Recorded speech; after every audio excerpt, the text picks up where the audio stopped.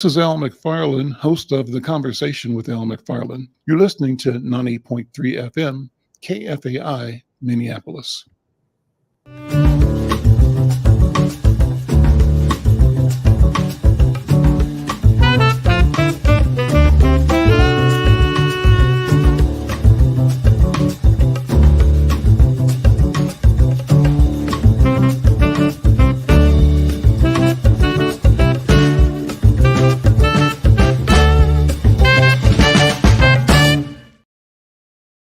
I'm Al McFarlane. Welcome to the Conversation with Al McFarlane. Glad to be here. Glad to have you along as well. As always, we promise and we think we'll deliver what I call a robust conversation about topics of interest to you and to me and to us today. Today, I've got my friends, I call them my companions along, and we'll be talking about several issues. One topic is going to be about the status of Black women's leadership, and a couple of topics that have to do with the conflict in Gaza. Between the Israelis and the Palestinians. So I think you'll find it interesting. By the way, I'm going to be interviewing tomorrow the Israeli Consul General for the Midwest out of Chicago. And we're hoping to set up an ongoing open channel to parties of all sides expressing their truth, their story, and with the intent of giving you, the listener, the viewer, more information, more analysis, how you form your opinion and how your opinion can inform what our nation does, what America does, what the U.S. does in terms of its position on these critical concerns. Well, before I begin, I want to, as always, thank KFAI for being our partner and platform sponsoring the Tuesday edition of the Conversation with Al McFarlane. But I also want to invite you, KFAI listeners and friends and supporters, to support this program by going to our YouTube channel. It's YouTube.com/insightnewsmn and become a subscriber. Subscribe, like, and share. Let your friends know, let everybody know that this conversation is going down right now and they should be a part of it. And if you are listening on KFAI or across any of the social media platforms, we're on YouTube, we're on Facebook, we're on LinkedIn, we're on Twitter. If you are in any of those places, you can join the conversation. You join it by going to the comment section and letting us know that you like or dislike or want to add to or challenge an idea, a thought, a word that you're hearing that we're talking about. We'd love to have your reaction, your involvement. If you want to be on the program, send a note. The same place, and we'll figure out how to send the link over to you so that you could be live with us with your point of view as well. Well, with that, let me welcome my friends. Ndugu Yusef Mgeni is here from St. Paul. My friend, Dr. Irma McLaurin is joining us from North Carolina, I believe. And my friend, Yoji Senna joins us from Bahia in Brazil. Hey, everybody. How y'all doing? Good. Good. Well, let's start with Yusef. Talk about, I've got an echo coming from somewhere, but Yusef, why don't we have you lead into the first article that you sent to us for us to have a conversation about. It's an article from the, I think it's the Nonprofit Quarterly. Yeah. Talk about that. What's the article? What's the theme? And what we want to explore here? Okay. The Nonprofit Quarterly is a quarterly publication that provides thoughtful information for people in the nonprofit sector. They have an article entitled "The State of Black Women Leadership is in Danger" in their November issue, written by the publisher of the Nonprofit Quarterly, Cindy Suarez. And if I may, I'd just like to read the opening paragraph, and then I want to turn it over to Dr. Irma, who I'm certain has more than a few reflections about the content of this article. And then I'd be happy to comment following her with some of my own reactions. The article focuses on a report from the Washington Area Women's Foundation, and the report is entitled "Thrive as They Lead, Advancing the Infrastructure to Support Black Women Leaders in the DC metro area nonprofit sector." And it begins by suggesting, quote, "We have observed a disconcerting pattern where Black women leaders are vacating their roles, with some leaving the nonprofit sector altogether, citing hostility toward their leadership, strain on their health and well-being, unfair job expectations, and limited opportunities for career progression." And this is the first glimpse of a funder tackling what might be one of the sector's biggest as yet untold stories, indeed a trend, the pushing out of Black women in leadership. And while Black women leaders are at the forefront of innovation, they are operating in unprecedented times with mounting barriers and challenges to their leadership, driven by systemic inequities deeply embedded in sectors and systems. Dr. Irma, your thoughts? I was just typing a note saying that I had sent an article that I don't think has been published yet called Racialized Ageism. And it speaks to the fact that Black women disproportionately are underrepresented. We were at the forefront of leadership when we were younger, but as we age, we sort of disappear. And I think that what this article is speaking to, I don't know if anyone recalls, but last year, almost en masse, something like 3 or 4 Black women who were DEI professionals for Netflix, I think, and some other places suddenly resigned. There is a pattern, and I think I sent this note to you, Yusef, that this is not new to me. I have worked in multiple sectors for the federal government, in the nonprofit sector, for the Ford Foundation and Teach for America, as a university president, as a tenured faculty at 2 institutions. And I can tell you that the climate for Black women in particular is quite chilly and not supportive. And the consequences of that are poor health, or people just decide to leave these areas completely. So I'm not surprised at this. It's not new news. Harvard Business Review several years ago said that women, and Black women in particular, women of color, were actually at risk for doing diversity, equity, and inclusion work. It's like, why did it take Harvard Business Review to tell you what we had been living and experiencing? So I'm not surprised at this study. It simply affirms what my own experience has been and what the data has already shown, is that we are put in these positions. We're not giving the support. We actually have it, and it's very difficult when you're dealing with young white staffers. Sometimes the CEO that you're reporting to is like 20 years younger than you. They have no experience. They're getting on-the-job training. And if you become critical of them, you become the problem. And we are then cast as angry Black women. I've been called that, and those of you who know me know that I don't walk around being angry. It's also known, Irma, as the BBWS, the bitter Black woman syndrome. And people get it's what therapists call transference. People project onto us their own insecurities, their own lack of professionalism, their lack of experience. And when we shine and show up and try and guide or provide or be collaborative and provide input, we become the problem. And so we're given these kinds of labels. And I can give you a clear example. When I worked at the Ford Foundation, a white colleague who I go to dinner with, we hang out, she came to me and said a new person had joined and she wanted to meet me, but she was afraid to approach me because she thought I was angry. And I said, based on what? She's never spoken to me. When I'm walking through the hallways, I speak to everyone. I'm usually smiling because I generally walk into work a fairly happy person, and I don't try to bring whatever issues are weighing on me into the workplace. And so this person had constructed a narrative about me. And what I said was, well, over the years, I've learned I don't own other people's stuff. This is her stuff.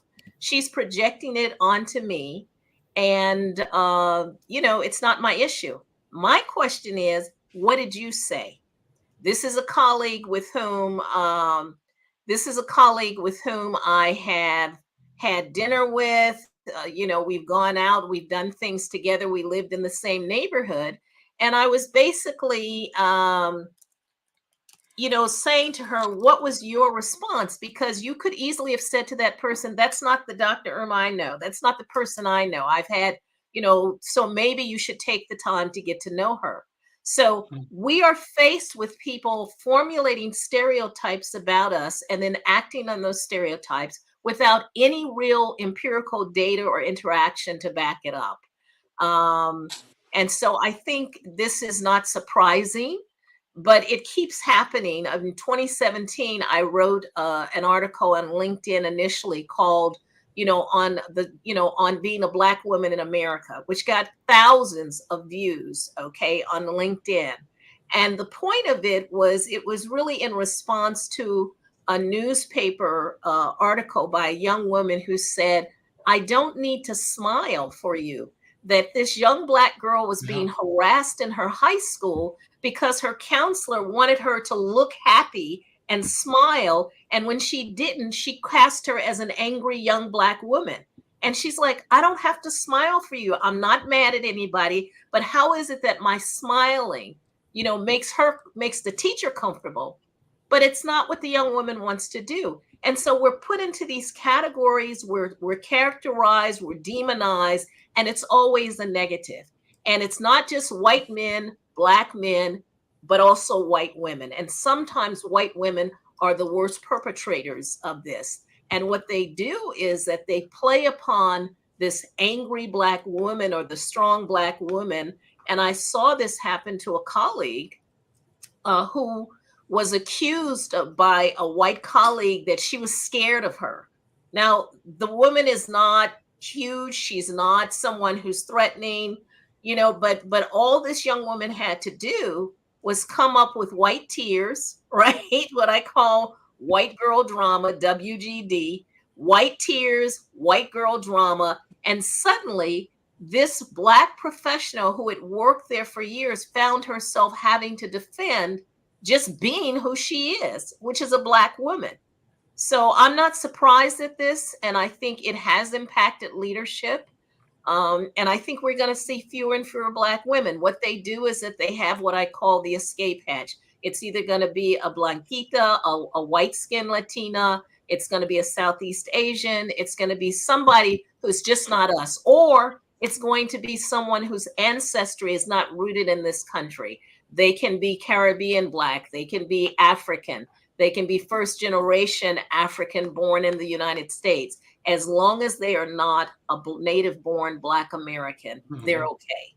And so it's painful.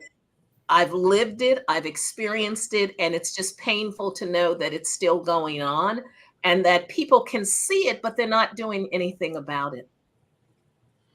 I'm Al McFarlane. This is the Conversation with Al McFarlane. That's the voice of Dr. Irma McLaurin, here with Ndugu Yusef Mgeni and Yoji Senna. Yoji is joining us from Bahia. Yusef, go ahead.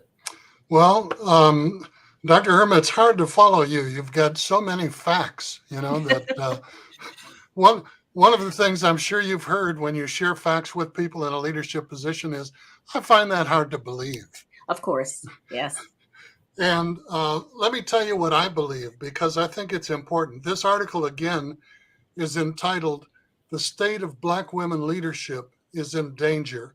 And it's in the November issue of the Nonprofit Quarterly. And you may be able to go to nonprofitquarterly.org and look up the article and gain access to it without having to subscribe to the publication. But it is truly an incredible article. My takeaway, Dr. Irma, Yoji, and Al, is that the contents of this article could easily be said about people of color of any gender, especially those in leadership roles, either in traditional white institutions, school districts, higher education, government, nonprofits, or community-based organizations. And historically, Black people have enjoyed access to leadership positions when cities, when governments, when school districts, when institutions were in such disarray that the real wonder was how they had remained standing long enough for a Black person to come into office and assume that position of leadership. And there are unreasonable expectations. There is a lack of trust. We are not given the benefit of the doubt.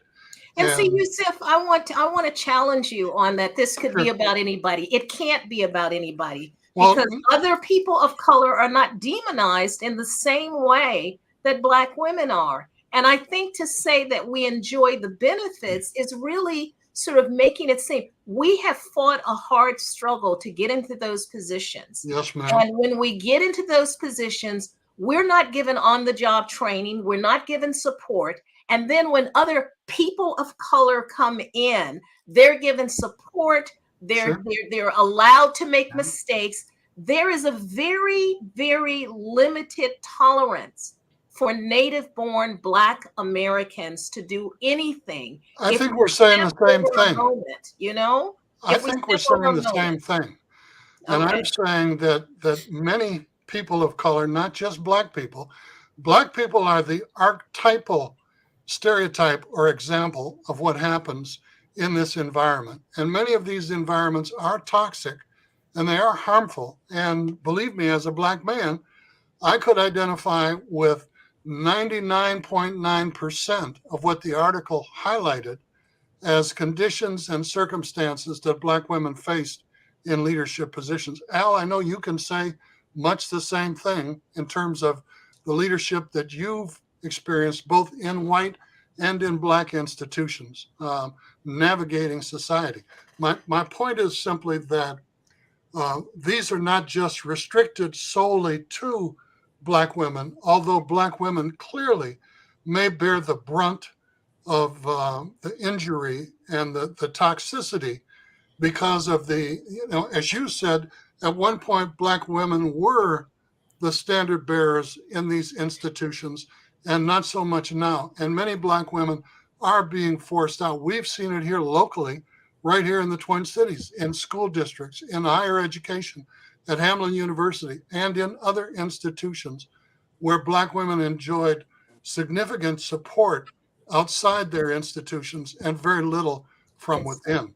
Yeah. So I'm just saying there are many, many similarities in this article with what other Black people and people of color have experienced and have recounted.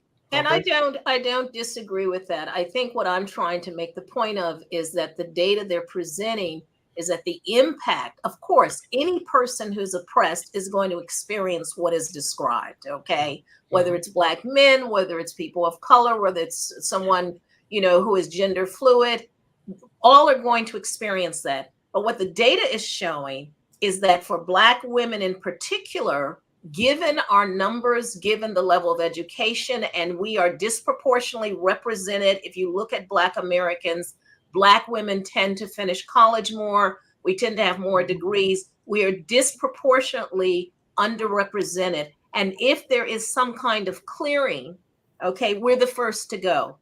My article that I think Al will be publishing soon on racialized ageism is making the point that if you look across the spectrum of older leaders now, you will find older white men, older white women, older Black men, and almost virtually no older Black women. We literally disappear at the age of 50. If you look at the data of Fortune 500s, okay, there was at one point 2 Black women. I think there's a woman now with Walgreens, and there was Ursula Burns who was with Xerox. And that was it. And now there's just one, and yet you see other groups making more headway. There are many more Latina women who are being represented in higher leadership. So the path is opening for some, but for Black women who have borne the brunt, who have actually struggled and created these openings for other people, we're not benefiting from them, at all. So the question for me, Dr. Irma and Yusef and Yoji, is what do we do about it? What are we going to do about it? And the obvious thing is we can't depend on anybody other than us to bring the solution. The solution has to come from within, I believe, and now we both navigate and project and then protect our interest and use systems and strategies and policies to both keep resistance to the damage that is endemic, that is part of the process, the system, but also use systems, knowledge, and presence to shift and create avenues of advancement for us, both individually and collectively. What do you think, Irma? What are we going to do about it? Well, this is one of the reasons that I began to coach, was to, one, I do both reinvention coaching, like if something goes sideways, how do you reinvent yourself? Because I've had to do that multiple times, including with the University of Minnesota. How do you reinvent yourself to be successful? And the second is what I call perform. And it is a strategy of getting women, Black women in particular, to begin to identify, one, to look at their workplace as a culture. What are the cultural values? And then how do you fit? There's a thing called Johari's window, which is like, how do people see you? What do they see? How do you see yourself? And what is unknown? What are the hidden things that may not be visible? And getting people to be more conscious that they're operating within a cultural milieu, and they need to be able to read the signs and create documentation that if people do come after them, and I can't tell you how many successful Black women that I've come across who suddenly have a young white woman staffer who decides that they don't like the way that they're being managed. And suddenly they have the ear of the CEO, they have the ear of the board, they have everybody's ear, and everyone's attention is turned to this young person, as opposed to the leader to say, well, can you help us understand what's going on? And so the assumption is always that the person who is usually a white person making the complaint is always right. And so we're put in the position of having to defend ourselves. And I think this occurs much more with Black women. And I can't tell you how many stories I've heard of people who have extraordinary capabilities and suddenly find themselves being accused, in these scenarios in which the person who's accusing them doesn't have the expertise, the credentials, but they have the believability, and that in some ways gets us to Kamala Harris. There have been a couple of articles about her in which they're talking about, I think I'm sort of working on a piece, In Search of Kamala Harris, like she just disappeared.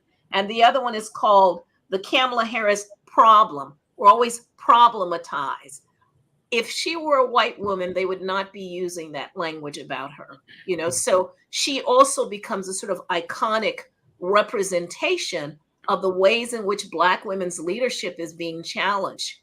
She's being scrutinized in a way that white male vice presidents were never scrutinized. They just kind of faded into the background and it was okay. Now people are asking, well, why isn't she doing this? And why isn't she doing that? And they have an expectation of her that they never had for a vice president. So I think she becomes emblematic of what's going on. The article includes this paragraph. It says specifically 10 core themes emerge from the study. They all fall under the umbrella of, quote unquote, a fundamental absence of trust in their leadership, trust of Black women's leadership. The report explains this pervasive lack of trust materialized across multiple dimensions, including fundraising, board engagement, staff management, wellness policies, wherein their leadership and decision-making were constantly questioned, challenged, and undermined. And that's what you've been describing, Irma, is Absolutely. a process for marginalization and for questioning the value and the trust, but the way they framed it, I think what does trust mean? That's the question. That's the I think what we're saying, I think if we look at the elements of what they describe, which is about their decision making, their thing, they do not want to invest in supporting a Black woman who's usually 10 times better, because we have to be smarter, better, more rigorous in what we do, more innovative. And it's almost like, again, I think it is a projection. The lack of trust is in their ability to follow Black women's leadership, not in the Black woman, but in their ability that they then project onto that leader. And that is the question. Or let me suggest this: the lack of trust is their belief that if they are genuinely affording the power associated with leadership, then their role, by default, because of its inherent inadequacy, puts them out of the picture, and therefore they resist. Yusef, what do you think? Let me take it a step further, Alan. I want Yoji to have a chance to get in, so I'll be brief. I want to say 4 things. First, I said earlier that, a common refrain is, I find that hard to believe. Anytime a person of color or a Black person in a leadership position advances innovation or thought, that basically denies you the benefit of the doubt. Okay? That's Yes. what trust is, giving someone the benefit of the doubt, being open-minded, being willing to listen to them and think through and allow them to pursue an original idea. Number 2, in the 60s, we used to say, each one reach one, each one teach one. And when we're talking about what's necessary to break this cycle for Black people and people of color, the first responsibility, number 3, the first responsibility of leadership is to train your replacement. And so many times when Black people leave these positions, as Dr. Irma pointed out, they're replaced by somebody who doesn't bring that history, that experience, that knowledge, either of the constituents or the institution or the leadership challenges. And finally, what I have seen, the only thing that I have seen that has been successful, because you're not trusted by the philanthropic sector, you're not trusted by elected and appointed officials, you're not trusted by other community-based organizations who are not led by African Americans or people of color, and you're basically on a psychological island. Okay, Richard Wright said, the word Negro is not a name, it's a psychological island that must withstand all of the waves of oppression that batter against it. But what I have seen that has been successful is where groups that have a common interest form a support group of their own members, okay, where they can share their concerns, where they can talk about what has worked in different situations. And as Dr. Irma pointed out, this is a cross-generational issue, because I've been in discussions about reparations with young Black people where I have warned them that the check is not going to be in tomorrow morning's mail in the mailbox, that this is a vertical challenge, not a horizontal one. And they've told me, well, Elder Mgeni, you old folks need to get out of the way and sit down and shut up and let us young people take over, because we're on top of it. We're 100% and we're moving, And of course, the irony of that is that they don't know what they don't know. And we know a lot. And this is one of the reasons I just came back from the American Anthropological Association conference in Toronto. And the only thing I participated in, because I don't want to hear anybody give another paper, was the mentoring session. And when it said came time for that to end, I said, well, I'm going to be in the bar. So anybody who wants to continue this conversation, just follow me. And we sat and held conversation for almost 5 hours in that corner, because what I'm saying is that I think I have wisdom. And if you have an issue, let me see if I can help you learn how to navigate that. I've worked in so many different multiple sectors. I want to be able to share that. That's training your replacements. Yes, and to coach people and encourage. And so, I'm on the road to getting someone at an institution where their department has been, really problematic. They just got a unanimous vote to move to the next level of full professor. I'd like to believe that Makeda is the director of UROC, because I encouraged her even after I left to go back to school to get her degree, and to continue that support, even though I was no longer affiliated with the institution. I was invested in her development, whether it was going to be at UROC or someplace else. So I maintain ties and networks across both Liberia, across the ocean, as well as just, around the corner. And I'm people will tell you all the time, I'll just see people and say, hey, let me take you to dinner, and just pick up the tab and have the conversation. What's on your mind? But I think you're right. I would like to, there used to be leadership institutes for women, and it was mostly white women who benefited. I think it was either Wellesley or Yale. Somebody had this thing for professionals. I think we need to have more of those at professional organizations.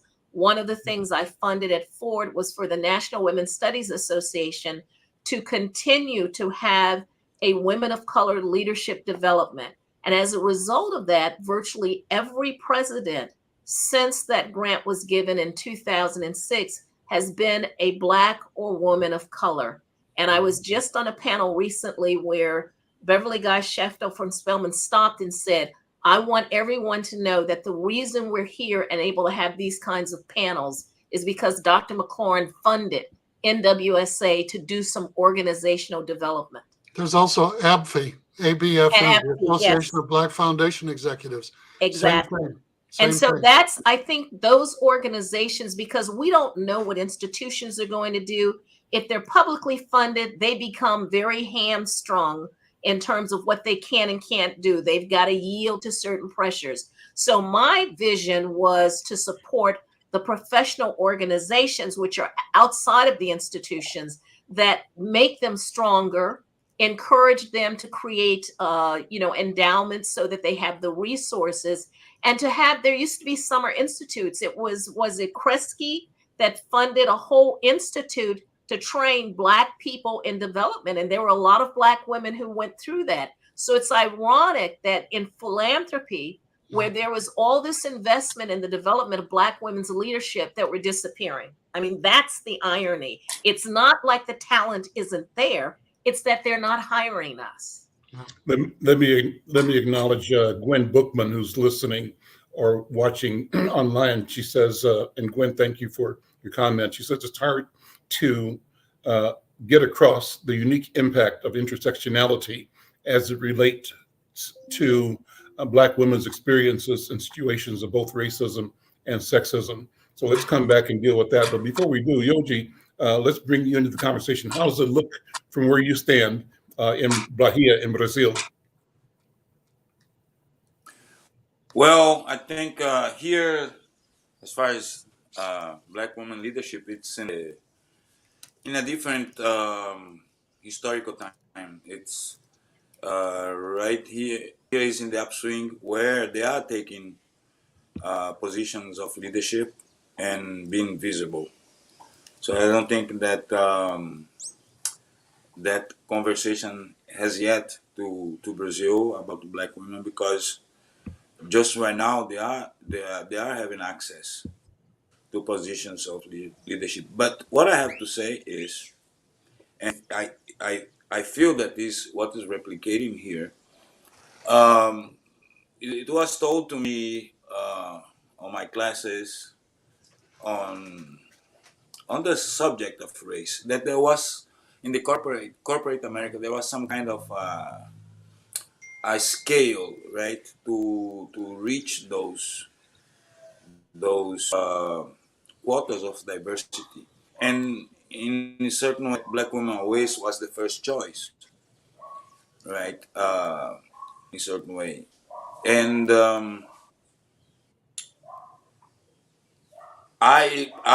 for example, Dr. Irma mentioned that the times they choose Black people that are from outside of the United States or the first generation born. I myself, I always felt those symptoms they describe apply to Black women, apply to me as a Black man and an immigrant, Black immigrant, male immigrant in the U.S. In a certain way, the lack of trust and in crucial moments, or finding some ceiling that when you hit it or reach it, you are discarded. So, but here, the situation of Black women to me seems to be more auspicious, because right now this transformation that happened in the U.S. a few decades ago, it's happening now here. Right now we are, for example, quotas, racial quotas in universities and things like that. It's somehow recent. it was revised this year, and even in certain ways adjusted to be more uh, optimist, or giving more protections. So might be something that might come in the year. But I now here, I also detect this difference in position of leadership to be towards uh, black women. So when you see the visibility of black people in here in Brazil in position of power, what you see are black women, right? Being ministers of federal government, being CEOs of companies, academics. In certain way, here we are in a different. But Irma, what do you I think that means on would a global scale? I say think agree Brazil with is in a honeymoon phase. Yeah, I think we will yes, see that. And I think the question is what needs to be done to protect these women so that it continues and it doesn't just evaporate after like 5 years. Okay. I want to just read you a headline. This is four Black women diversity and inclusion executives exit role. This was July 2023, and it was about Hollywood. So on June 20th, Disney's chief diversity officer and senior VP announced that it would be exiting her role. Then Netflix first ever head of inclusion would be leaving her role. Then Warner Brothers announced that the DI executive Karen Horn and Janelle English would be leaving their role. So you have four Black women who in 1 month in these major corporations are gone. So I think Brazil is kind of at a honeymoon stage where Black women, of course, and some of it too is gender politics. Women sometimes are seen as less threatening than Black men. So let's also be mindful that it's not just about women's expertise and their experience and, that they've paid their dues or that they've been the activists. All of that is true. Okay. And the and is sometimes the gender politics. And I think certainly that has happened to me where people assume that because I am a woman, I'm going to be someone that they can push around or someone who's going to be more willing to concede. And so I tell people, you didn't read my resume, obviously, but there are some assumptions around gender that make people feel that women may be more palatable. When we don't perform in that way, and I've seen this happen with Asian women who don't perform Asian, sort of passiveness that they expect, then they begin to demonize us, right? We suddenly become angry and difficult to deal with. And, it's about our tone and it's, and these are very intangible things. There's nothing empirical, but suddenly our qualities, our characteristics, how, people say they don't know me, how I carry myself, or people hear in the way I speak that I'm being condescending. I mean, what people are able to project on us is utter amazement. And I want to take a moment to shout out to Gwen Bookman because she's from Durham, North Carolina. She just phoned me and I sent her a text that said, I'm live on this show and sent her the link. She teaches at Bennett College for Women, which is a Black women's college, one of two CUs, and Bennett and Spelman is the other. There they are developing leadership. And I think there is something to be said for single sex for women colleges where, I came through an all-girls high school and the kind of support and the sense of confidence that I could do anything, I carried with me into college. And I ran up against walls where people were expecting me to just kind of concede. And I was not socialized in that way. I was socialized to be a leader. I was socialized to be like editor of the yearbook as a sophomore. And because of that, I was not going to let someone tell me I couldn't do something. And I think having that kind of space, whether it's institutions, you asked Al for solutions. I think we do need Black women's leadership institutes that help us understand how to navigate these situations when they arise, because it's a politic. And with every politic, there are patterns. And if you structure it in such a way, you can find out how to navigate those patterns in such a way that it makes it very difficult for them to try and get rid of you. But you've got to be very conscious that you're in a very politicized environment. It's not about you're wonderful and great, because of course we are wonderful and great and brilliant, but we are also in highly politicized spaces. And whether it's in the nonprofit sector, whether it's in the academic sector, these are still highly politicized spaces. And we need to make sure we have a network outside. You know, I taught leadership education for the federal government. And the first thing I would ask people is, do you have at least 3 people outside of your spouse or partner, your best friend, your family that you can talk to and connect to? And someone once asked me, well, does my dog count? I said, no, because it can't give you feedback. But you need to have a support system where you can pick up the phone and you can bounce ideas off. If you don't have that, then use the professional money to hire a coach, you know, because a coach can give you that sort of stand back and look at what you're doing. They're not invested in the organization, so they have no skin in the game for that. And so I think coaching, some institutions, when I was at the University of Minnesota, they actually required all senior executives to have a coach. And I think that rather than a mentor, which can be kind of a personal relationship, and sometimes it can get kind of funky, but I think a coaching relationship is that. And so when I was at Shaw, I called up my coach from Minnesota, Dr. Earlene Belton, and had her come and sort of support me. She said, Irma, I believe in you. I'll come, just pay my expenses, to help me see if what I was seeing in this environment was right. She's a real soldier. Exactly. And we both recognize it, there were some issues there. So as the rest, as they say, is history. I won't say any more. But my point is that when I was teaching leadership education to senior federal executives, we were looking at articles that said the person who took over Microsoft, like one of the big departments, he had a coach. So coaching is something that people need to look at because it gives you a sounding board. And that sounding board doesn't have the same investment. And like I say, I go to the professional organizations not to listen to papers, but to be there as a resource and to be able to depart and share the knowledge that I've accumulated over all these years.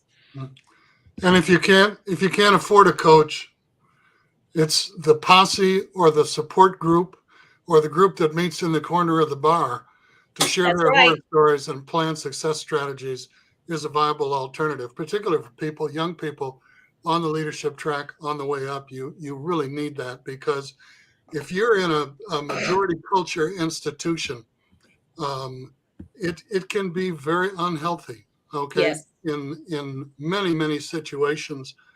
And I won't go into personal experience. I'm 6'6" tall, Irma, and weigh 300 pounds. And Black women were my mentors and supporters who told me from a very early age, boy, if you don't get an education and become a credit to the race and bring that education back to the Black community and use it, we're going to whoop your butt. Okay. And they meant it, and I produced. Okay. And I would say for people who can't, and I think that is absolutely right, for people who cannot afford a coach, that's why the professional organizations, because they often have mentoring sessions, people meet informally. I received the Ira E. Harrison Legacy Award from the Association of Black Anthropologists, and I'm very proud to have been a recipient of that. But I talked about remembering Ira as that person who'd say, here, let me buy you a glass of wine. And they would sit and impart, how's it going with tenure? How's it going with this? And give you the benefit of their knowledge and expertise and let you know that if you really needed some help, you could pick up the phone and call them. And so I think having those resources, even if it's not a paid coach, there are ways in which you can find people to coach you. In that sense, in the professional who understands what's going on in that profession. And in conclusion, I'm reminded that Al and I started. I'm Al McFarlane. This is the Conversation with Al McFarlane, and I'm talking with Dr. Irma and Brother Yusef Mgeni and Brother Yoji Senna. Before you go on, Yusef, I wanted to sort of tying into this conversation, nod back to an approach you were leading and talking about the experience of people of color.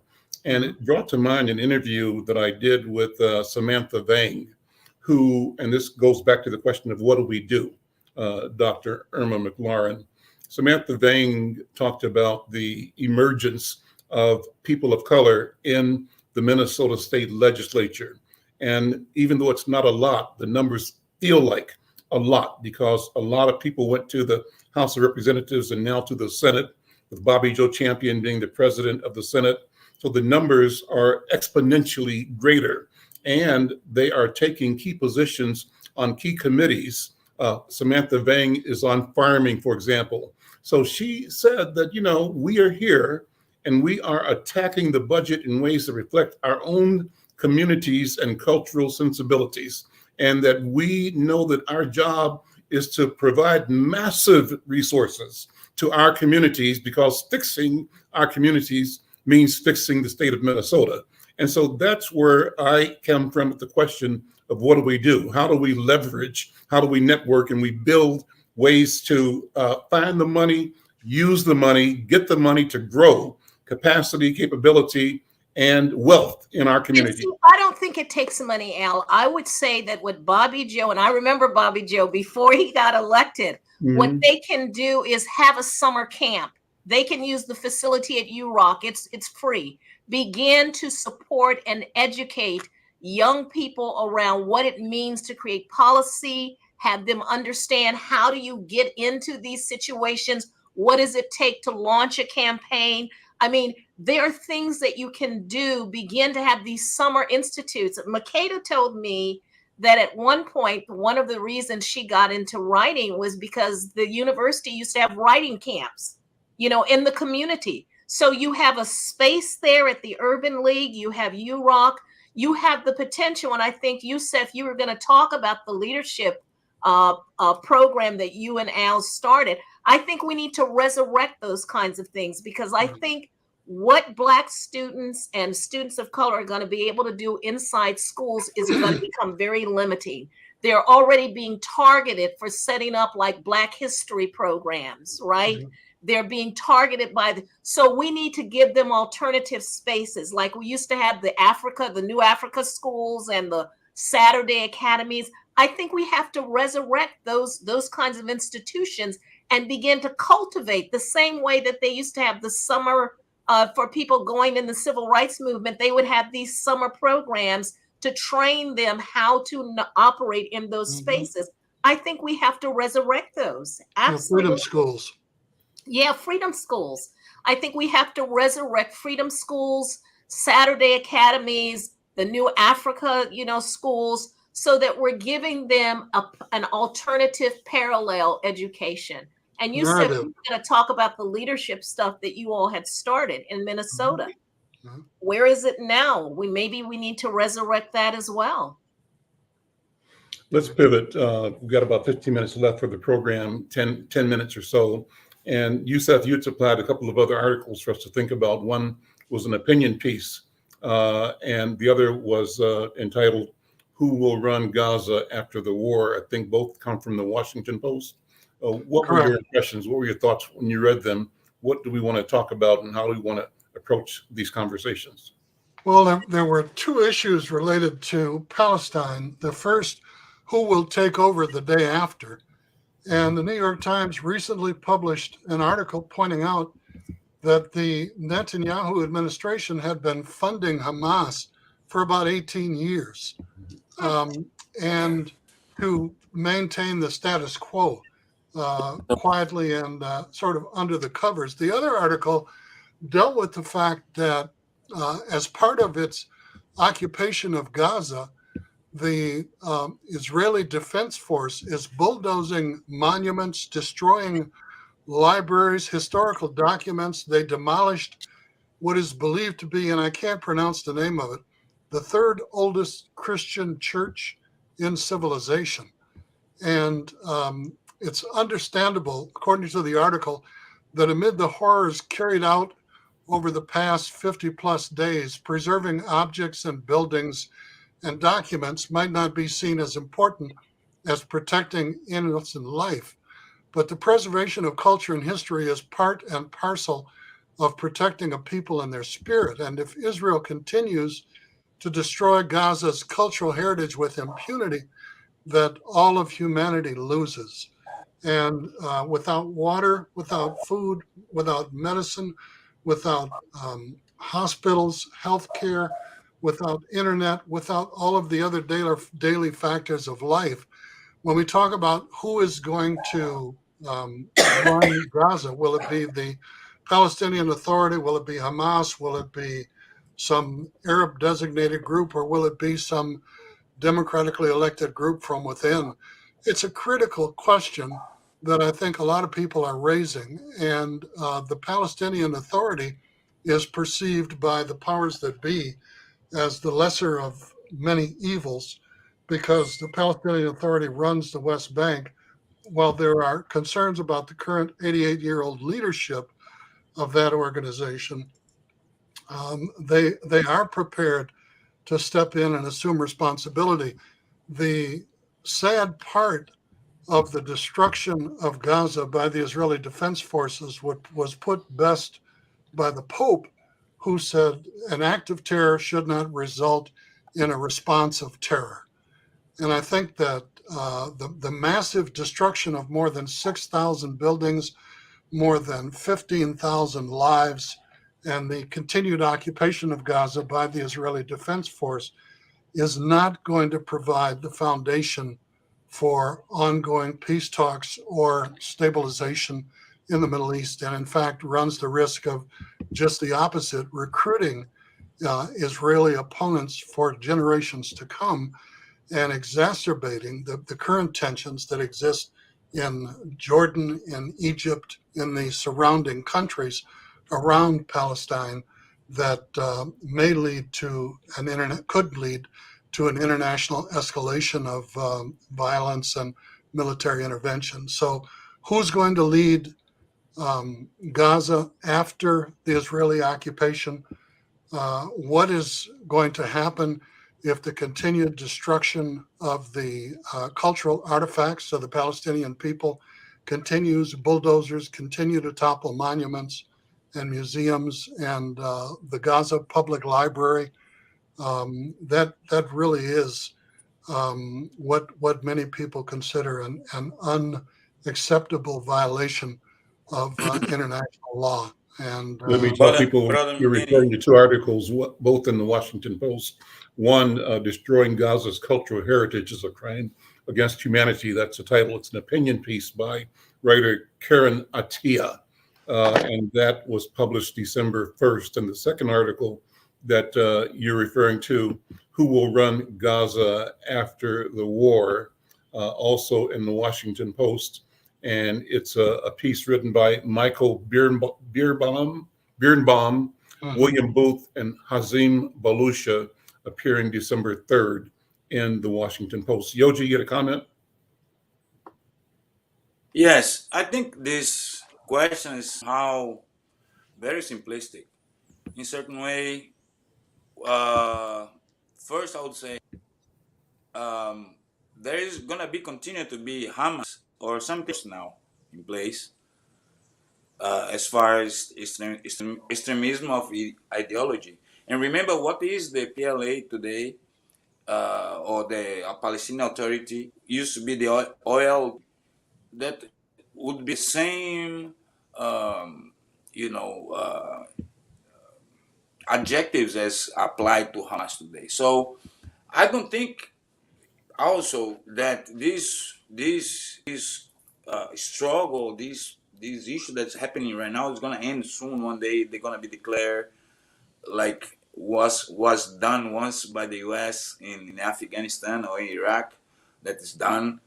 So the thing is lingering, and this is grave enough to. It's gonna be impossible. The idea, for example, that Hamas is gonna be eliminated. As I said, probably they might eliminate all the living members if they have a roster, but it's gonna come out something more virulent than Hamas, right? And the virulence of Hamas has been in a certain way not appear from out of nowhere, right? In many ways, the policy of the state of Israel has been always being aggressive towards the Palestinians. Since I'm from Brazil, Brazil is in many ways involved in that presently in a secondary way because there is many Brazilian Israelis and Brazilian Palestinians. But the creation of the state Israel was spearheaded by a Brazilian diplomat called Osvaldo Aranha in 1948, with the ability of the Brazilian diplomacy, because it's one of the positive attributes that the state of Brazil have, that is have an international respected diplomatic corps. So in that, in the inception of the state Israel, that was in certain way weaved with the leadership of the ambassador Osvaldo Aranha. He has streets and plazas and monuments in Israel been commemorating his leadership. He recommended since 1948 the coexistence of two states, a Palestinian and an Israeli. So, and this is what's crucial. That is, you cannot think about what's going to happen, who's going to govern Gaza after that, if without changing the status quo of really establishing a Palestinian state with equal foot as the Israeli state, right? Was there ever a Palestinian state established, Yoji? Say it again? Was there ever a formal Palestinian state established? Yeah, now they only pass after this war. What's going to happen? Who's going to govern after this war? I don't know how it's going to end. It is the Israel accept the creation of a Palestinian state, as well the Arabs accept the existence of Israel, and then democratic elections. But this also, I think, is going to take decades, if not a generation or more, to happen. But the only solution in this moment, and what caused we are being in this situation, it's not Israel and the UN respect its own resolution when the state of Israel was created. That has to be created, the state of Israel and the state of Palestine. What a lot of people don't realize, Yoji, is that when Israel was created as part of a former British colony in Palestine, it occupied 12% of the country. Today, it occupies 82% of the country. And that is the primary and underlying reason for the tension. And in South Africa, people forget that the African National Congress, the constitution of the ANC, was in fact the constitution of the NAACP with ANC substituted. And in 1956, the African National Congress voted to accept, the reality that it was only through armed liberation struggle that they were going to gain independence from white South Africans. And I would add to. I just add a point about the destruction of cultural heritage? There are two ways in which, when people want to erase, governments want to erase a people, they destroy their patrimony, their history, right? Mm-hmm. And rape. These are two ways. Women's bodies are seen as kind of a symbol of the nation state.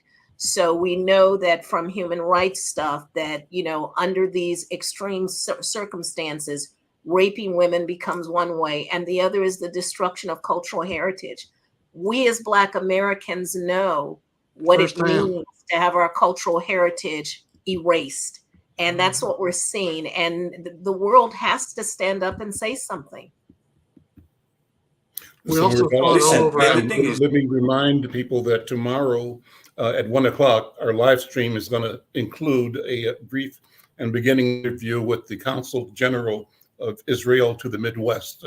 His name is Yunam Cohen. He's a career diplomat, 16 years of experience in the Israeli Ministry of Foreign Affairs, and we'll be talking about the conflict that we're talking about today. Well, listen, we're out of time. Thank you, Irma, Dr. Irma McLaurin. Thank you, Ndugu Yusef Mgeni, and thank you, Brother Yoji Senna, joining us from Bahia. I'm Al McFarlane, and we'll see you tomorrow. Thank you, Al. Yes. Really.